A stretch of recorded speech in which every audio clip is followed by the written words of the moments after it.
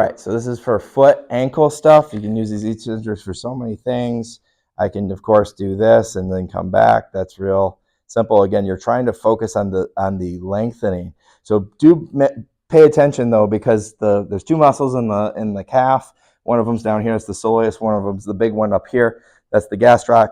So the difference is if your knee is straight, it's going to be more gastroc. If your knee is bent, it's going to be more soleus. Really important to differentiate those sometimes, and also be careful you're not getting too much cramping up in here. That means you're overworking these muscles and you're not keeping enough tension in the band.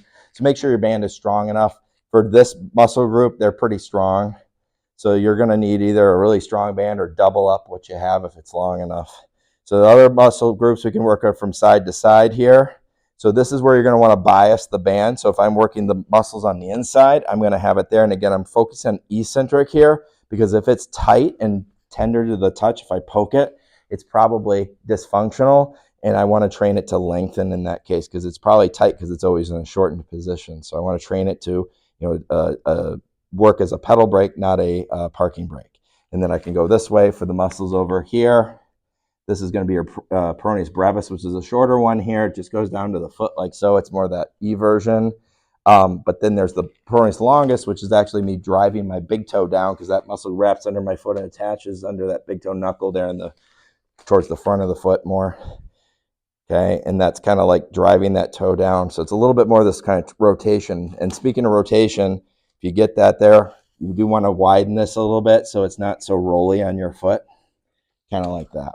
But I can twist and turn my foot again, try to bias where the tight muscle is and work against that, so that you have to control the muscle to lengthen as you go back and forth. So again, this would be more letting the muscle lengthen as I come around through there versus here. And you can play around with that. You can also move this onto the toes, especially the big toe. Now my foot's in a sock, so see if that works. But if I can get in here, I can actually get that around like floss there on my big toe. And again, you want to open it up some. I'm just doing the quick and easy version. But you can actually work that toe where I'm going to curl it down, trying to work more specifically. Try not to get yourself a foot cramp there.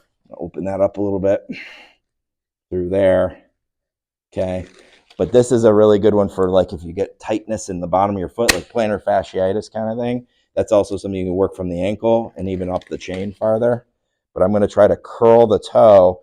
Or if you have a really stiff big toe, hallux rigidus, extremely common condition, and it can actually be retrained by getting those muscles to release in an eccentric here like I'm doing, because you might find it's beneficial when you walk to when you think about lifting the toe instead of digging the toe in, but you might also feel like it's a lot of work for that tendon muscle up here.